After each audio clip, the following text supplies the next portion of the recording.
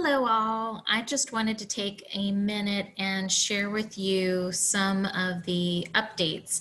I know that you all had some questions about the WISE testing dates and the pacing guide. It looks a lot different, I'm sure, than what you have seen in the past. So let me see if I can share my screen with you. I think this is it. Come over here.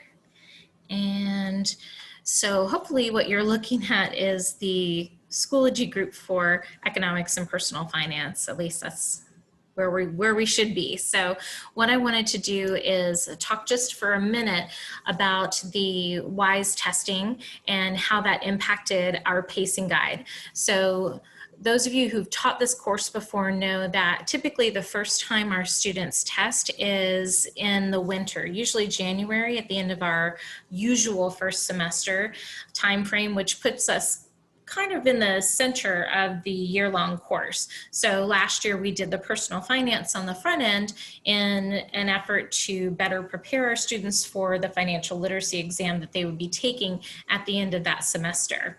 Well, now that we this year are on a 4x4 schedule, the students would actually be completing the entire course before they sat for the exam. So because of that, what we did is flip-flopped the pacing guide so that rather than starting with finance and ending with economics, they'll start with economics and they'll end with finance.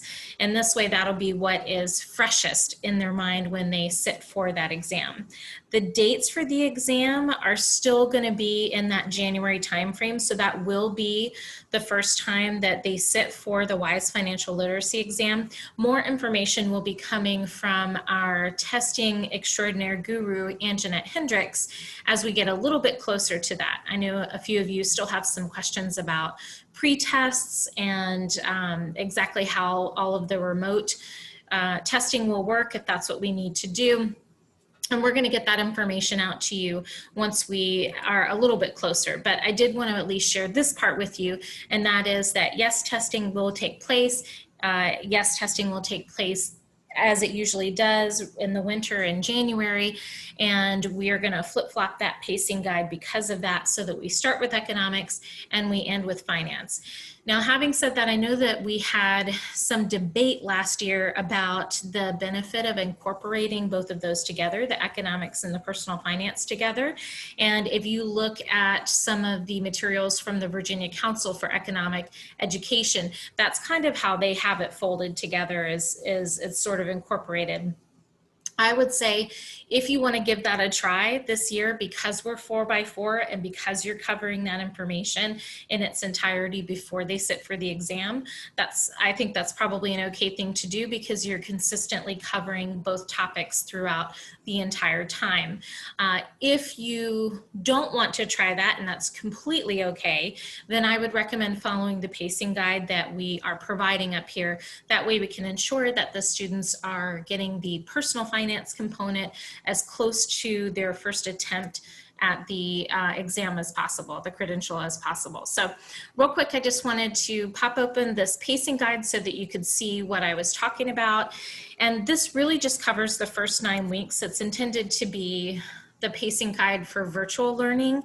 And essentially all I've done is kind of taken what we typically do on the back side of this course and put it on the front end. So this only covers the first 9 weeks, and everything else is pretty much the same. One thing I did want to point out is that in here under the resources, here I'll scroll back up and hopefully I'm not making anybody dizzy here. Under the resources that can be used each of these weeks, I placed the Foundation for Teaching Economics. And for my social studies folks, this is a resource that you are probably already familiar with. FTE is a wonderful organization, and they've got a lot of great material specifically for economics. So I wanted to make sure I highlighted that. I actually added their own folder so that you can come in here and take a look. If you're not familiar, this is a great time to get familiar with them. They've got everything on every possible economic topic. They've got lesson plans and materials for activities and suggested topics for conversation. There's lots of different information in there, tons of resources, and I would absolutely recommend that you take a peek in there and perhaps use some of that for the front end. So other than that, I will keep it short and sweet. Just wanted to make sure that I shared that with you, and more information will be coming about the pretest and the schedule for the actual testing. So you guys have a great year.